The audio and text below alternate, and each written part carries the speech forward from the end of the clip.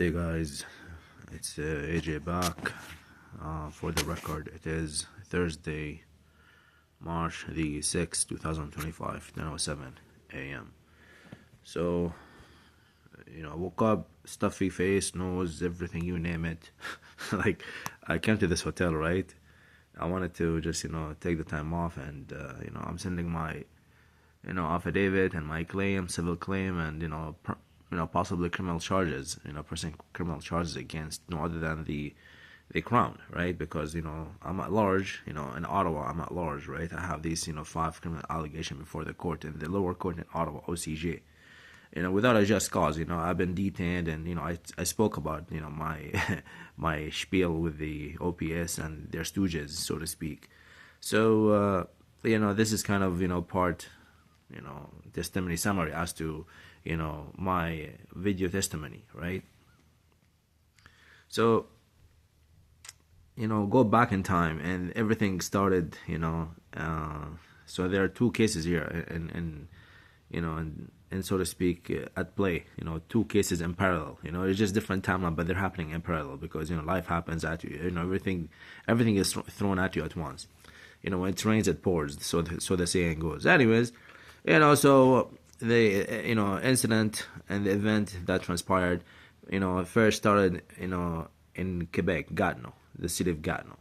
So November 17th, 2023. And that's when basically, my story starts, with, being on the wrong side of the civil law, that is, so to speak, right? And, long story short, I essentially get assaulted by, Gatineau police, trying to get into the very place that I, pay rent, right? I have a contract and I do pay rent, so it just so happened I do not speak French. And, prejudice and perhaps, the way I look, I'm an alien perhaps, I'm not a human being, and, it justifies, for the officer, at the time, but basically, brute force and use of force and abuse of, basically, of power is the way to, apprehend, this concerned human being, like a distressed human being, so to speak. Whatever the case you have, may have found me in, supposedly, right? I just came back from my run, where you, schmuck, came back from your McDonald's trip, perhaps. I don't know, just an allegation, you're, 240 pounds easy, I'm what, like 170 pound. So, they proceed, they don't even speak with me in English because last I checked, I lived in Canada and, the primary language of the land is, English, followed by secondary being the French. And that was only possible because, Quebec has that status of a nation, right? You lost to the English back in 1775 in the Battle of Quebec, and, you got, sore losers, you could not take a loss. So now, you're trying to, basically impose and subject everybody, in Canada to your civil law. I'm not a Quebec resident. First of all, I'm an Ontario resident, number 1. And second of all, last I checked, I lived in, Canada. I carry a Canadian passport. So, why are you coming at me with prejudice? You preach this to the world, right? Democracy, human rights, come on, like, so, so basically, they, before you know it, I'm on the ground, they assault me, they break my tooth, it's dislodged, and, evidence before the court, habeas corpus, I'm the body, I'm the evidence. I'm putting the claim, I'm putting forward a claim against the, government of Canada and its, arm's length entity, so to speak, be it the provincial, government of Quebec, the provincial government of Ontario, and, soon to be the, the provincial government of Alberta, because, I've been, making my case. So at the end of the day, I am a natural person under Section 92 of the BNA Act, which is the British North American Act, in case you don't understand the acronym. 1867, this is when Canada came to exist. 4. Upper Canada, Lower Canada, so you have Ontario, Quebec, Nova Scotia, and New Brunswick. They formed the first, 4 provinces, so to speak, and, Dominion of Canada was established, and it wasn't until 1905 where, I believe, Alberta joined. And, by 1982, there had been several attempts by, a failed attempt by the separatists in Quebec to separate, right? And then, you had the Bill of Rights, you had Trudeau's father, involved, etc., etc. Your history. 1982, essentially, by then we had 10 provinces and 3 territories. 1982, they basically amended the constitution. The nation is granted the Quebec status, of course, preferential treatment. Equalization payment over $10 billion annually. Is collected from the public purse, taxpayers. Primarily, predominantly from Alberta, because Alberta, is a half province. Oil and gas. Ontario used to be, until it has been infiltrated by the stooges, of the so to speak WEF, which is the World Economic Forum. And this is established. It's not me. It's not it's not me. And the cabinet minister of finance. Are basically members. Right, members, VIP members at the WEF forum. It's not me saying that. Go back to your MPs, your basic senators, if you will, and see their ministers and go find out where they belong, who else they are affiliated with. Because if you're putting Canadian first, you should be only concerned about Canadian interests. You should not be affiliated with a central, not even arm's length, like across the Atlantic. What's it to you? We're Canadian, last I checked. So there's a lot of things that people here are oblivious to. World politics, geopolitics, energy. And basically, the war in the Middle East, Russia, Ukraine, you name it. I mean, every single decade we have a war. Since the end of the World War I until now, we were still the world is preparing for World War III. Like, it's not rocketry. You don't need somebody to come and say this and suddenly becomes conspiracy, or someone who's I'm not. It is the facts before your eyes. Everybody's speaking about that. Trump is talking about evil versus good. So let's see where the President Trump stands on. So, I know my history. I'm a law-abiding citizen. I came here in, 1999, October 26. That is the landed, permanent residence record. National birth record, July 27, 1985. I come to Canada, I had just turned 14. I come to Canada, do not speak a word English, ESL. I go to high school, Richmond High School. I go to university. So with honor, the scholarship, I go to university seeking higher education. And I basically enroll in aerospace, electronic system design engineering with co-op or cooperative experience or education, so to speak. And I was at the, Carleton University. I was a graduate, class 2009. And I had already jump-started my, career, so to speak, professional career as a, aspiring, entrepreneur, and, so to speak, designer, whatever, you name it. I went to aerospace. I wanted to be the designer. I wanted to be the senior engineer. So the .com in the year 2000 had just, basically 1999, year 2000 had just happened. And, we had Alcatel basically coming in as a French company, telecom based. And, I worked at, for Alcatel in 2006, May I started. And, they had just acquired, Newbridge. I spoke about that. So, Ottawa is the Silicon Valley North. You have California in the United States of America, and then we have Ottawa, Silicon Valley North. Because, IP, which is intellectual property, so when you are hard as a designer, a semiconductor is the like bleeding edge of technology. And, you need, the people with experience and, business acumen, not only just, technical, you also need to pump, your product into the market. You have to have, the chip or the product has to be designed to a spec. So, it's a process. Engineers are, very paid, highly paid, so to speak, because, they are building the infrastructure of this digital world. We have construction workers on the road, building infrastructure for the, city dwellers and roads and whatnot, municipalities. And then you have, so to speak, the engineers building the infrastructure for the digital world that we are living in right now. So, and then when you talk about, treaties and whatnot, I understand a lot because I just so happen, to be well versed with my history. I'm an indigenous Palestinian-born refugee, so my options, my choices were very limited. In Syria at the time, I'm a refugee born. I was a born refugee. I just happened to be born in Damascus, Syria. At the time, we had been displaced. From the ancestor land.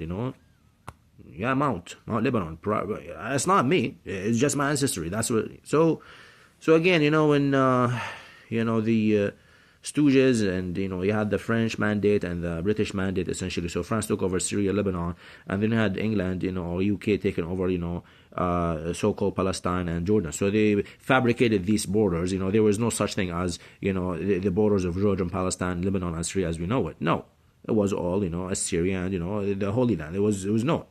It doesn't matter. It's not about the name. It's it doesn't matter what you call it. Land isn't all Mother Earth is a holy land. Everybody is indigenous to a specific area in this world.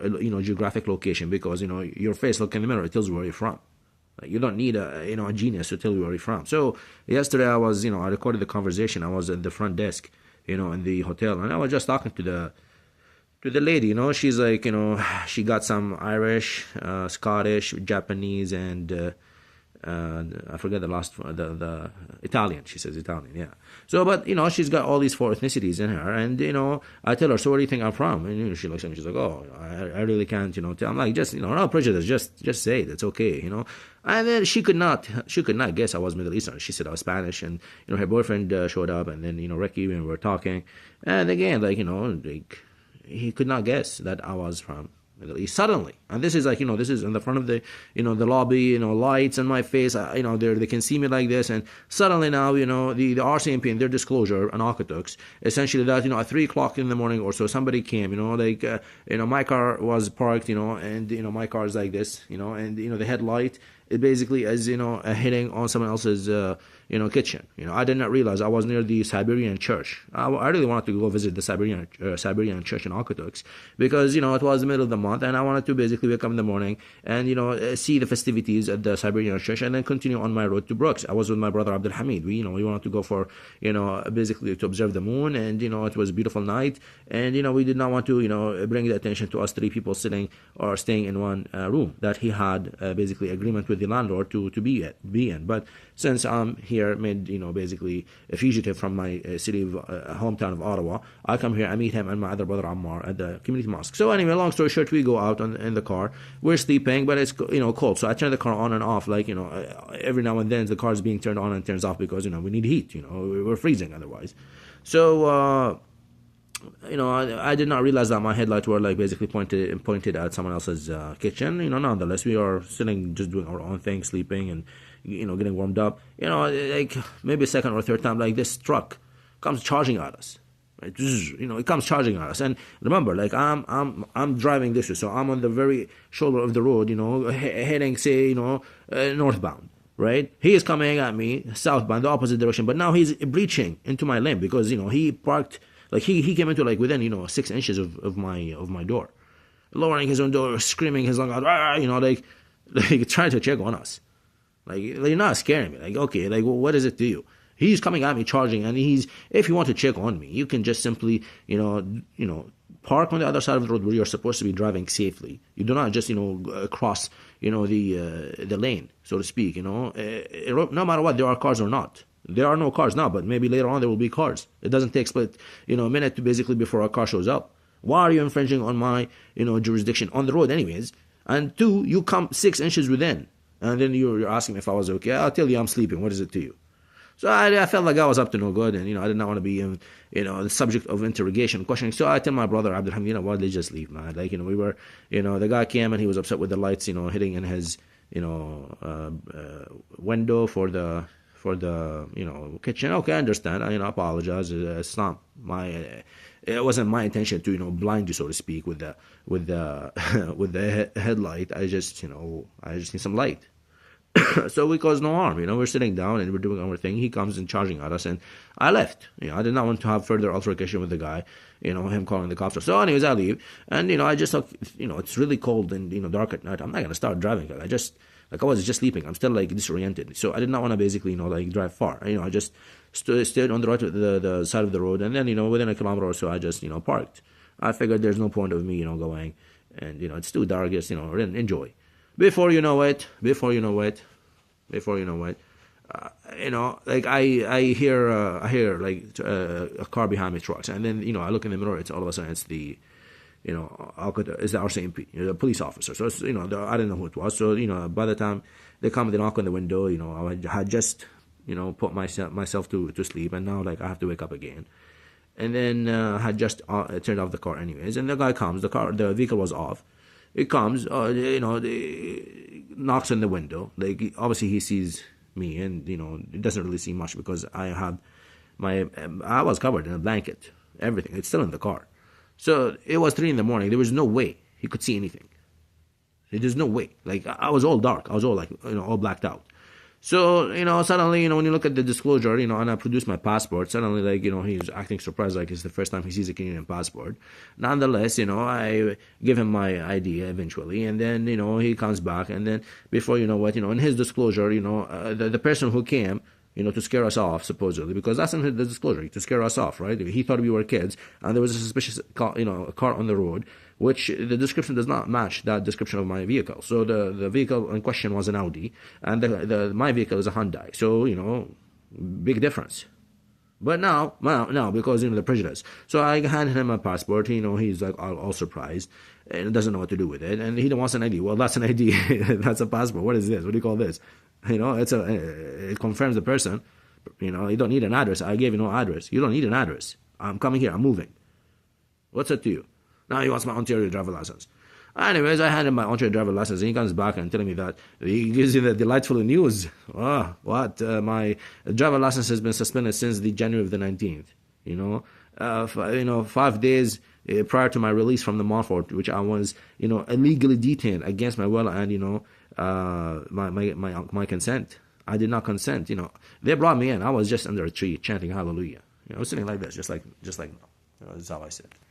And the Stooges, the OPP were dispatched, and that's basically how my story, ended up at the Montfort Hospital, and I spoke about that. There's a bunch of videos you can, you want me to submit documents? Yeah, there's a bunch of documents, all these YouTube videos and oral testimonies. So that's for me, basically, it's just the prejudice. So now, they're acting smart. Now they're acting smart. And I laugh because at the end of the day, I tell them the law is clear. Oh, what is the law? What is it? Like, the law is clear. The criminal code is very clear, man. Your ignorance of the law does not give you, excuse to commit the offense, right? So before you know it, I'm basically taken to custody and got in the police, headquarter station, 7 hours lapses or so. They come to me. They had broken my tooth already. They busted me, and now they want to release me, right? So they're releasing me now. They give me this promissory note to appear before the court on the March the 15th, I believe. March the 15th. That was the first court appearance. Now, 8 days, 7 days or a week before that, prior to that, on the 8th of March, I believe, it was the promise for me to also, it's called promissory note. So, I must appear.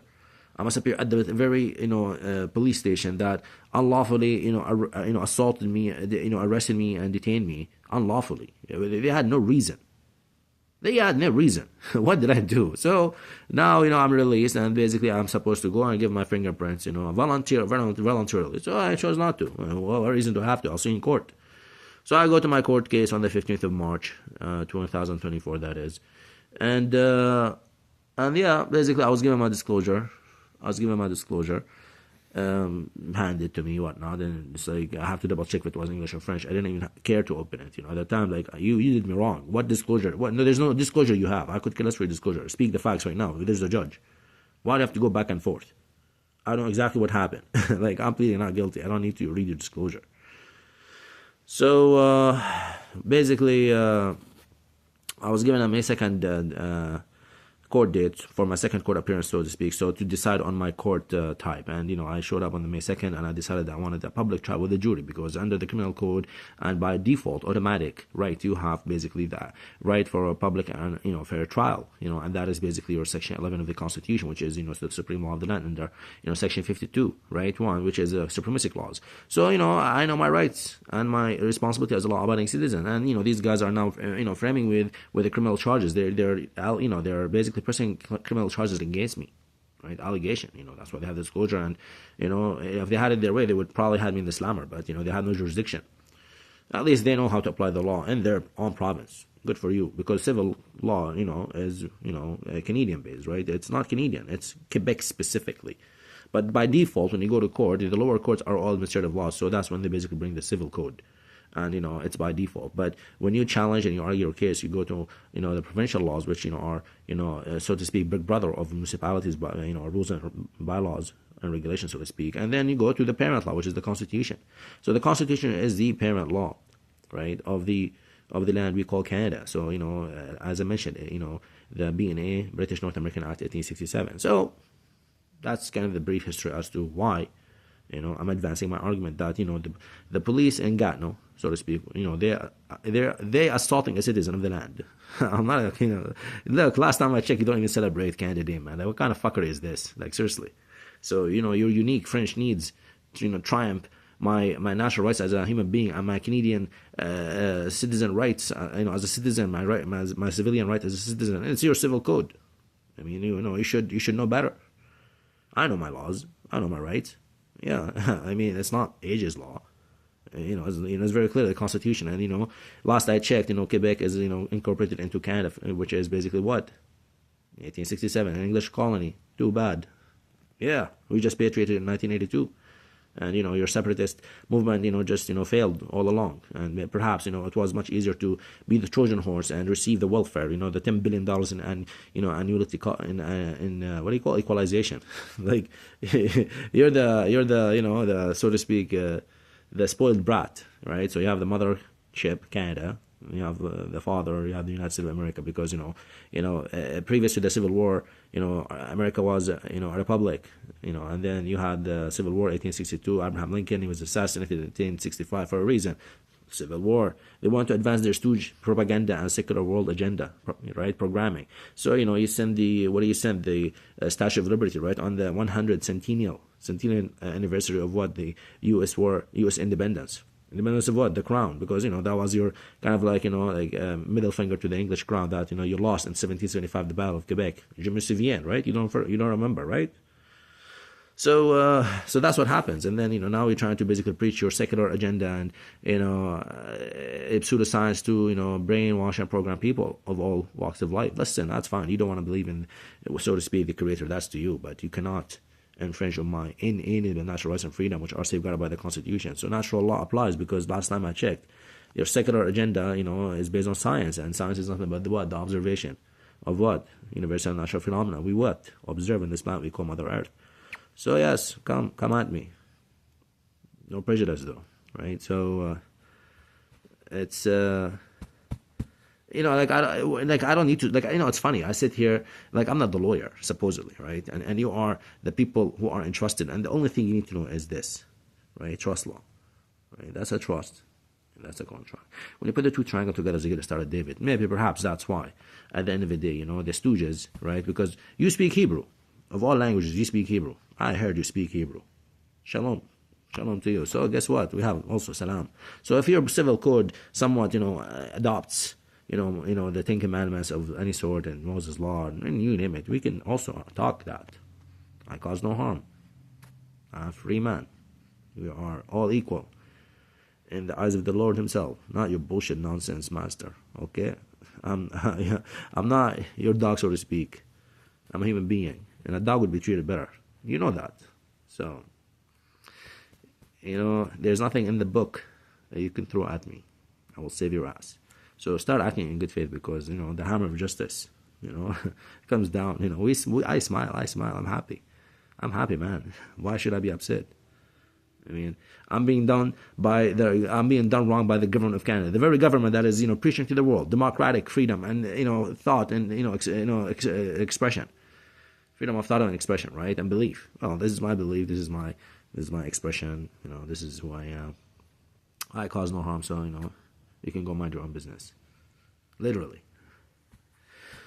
So there will be listed demands, executive orders. Because remember, the government can only govern the society, right? You're not governing ghosts.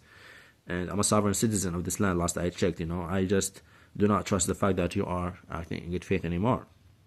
You've been, over time again, trying to just basically, drive me out of my hometown and throw bogus allegation, and trying to mislead justice, defame me just because of your prejudice. Systemic discrimination and social and racial profiling, and perhaps a set of belief system. I just happen to be the entrepreneur engineer.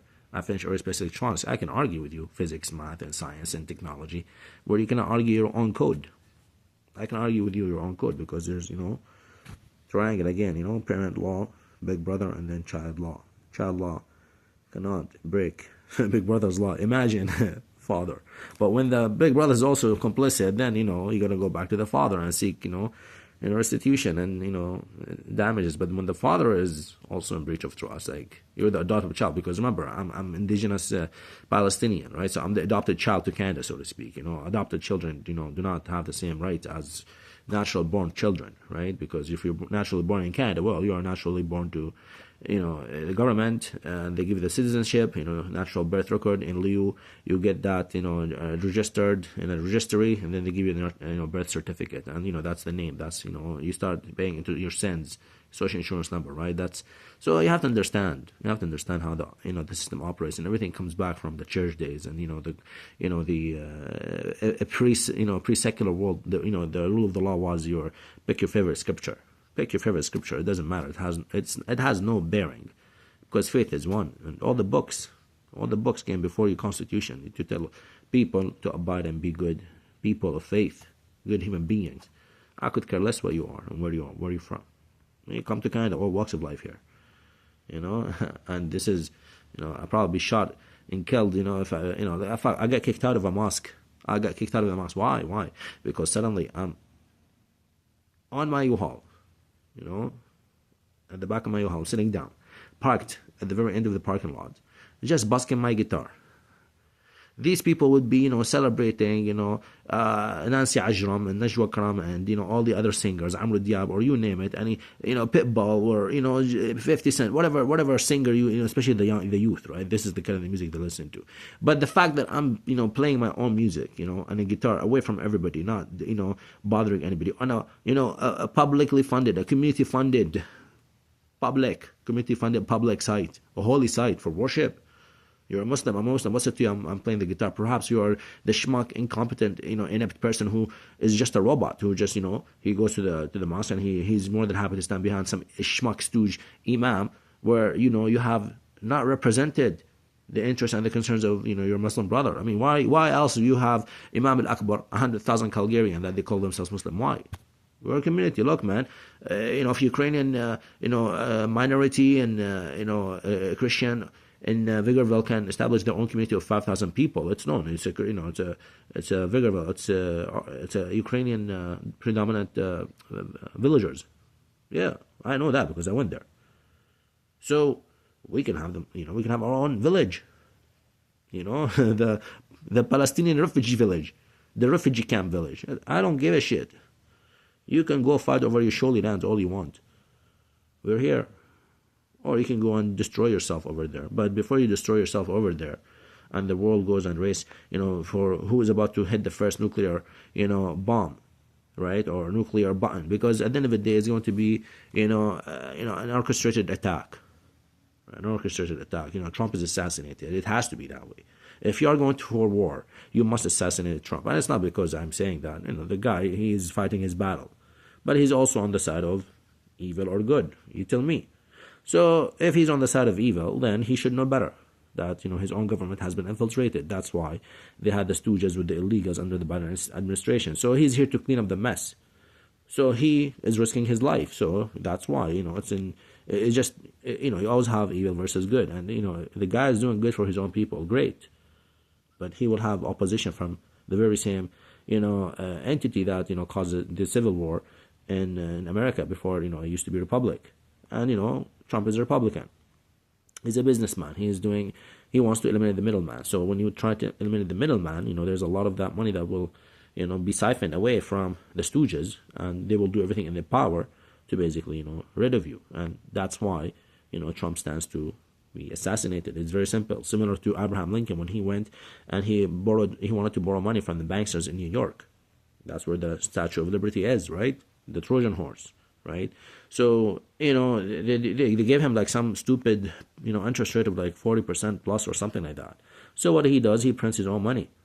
He prints his own money, the greenbacks, and before you know it, he's assassinated in 1865. So and the very same thing happens, to Kennedy and other presidents of the United States of America, because the difference between USA and Canada, USA, the English freemen, so to speak, and initially it was the Stooges who orchestrated basically the war, right, and the revolution against the English crown, because they want to be independent, and they're leveraged, and they piggybacked on the free men cause, because the free men were brought in here to build the infrastructure, How else you would have this, North American project, right? New Colonia. That was, French, English, Dutch, Spanish, and Portuguese project. At the end of the day, I mean, the Americas were the Americas. We had indigenous people. Else, why we have, September 30th as the Truth and Reconciliation, and they've done the same thing across the world. Like the UK at one point, the English, British Empire, the English crown had, over 90% of the world control. Mostly through ships.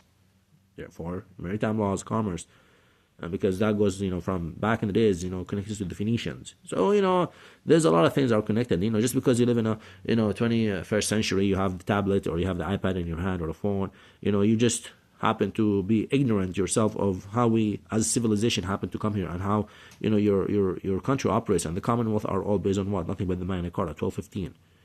June of 1215, that's where basically King John of England was, robbing and the land, confiscating, so to speak, land from the peasant, unlawfully raising the taxes, and he was going against his own circle of nobles and barons, and that was King John of England. So he was above the rule of the law. At the time, it was the Bible, so they went to the Pope and they forced him to sign, and until basically he, they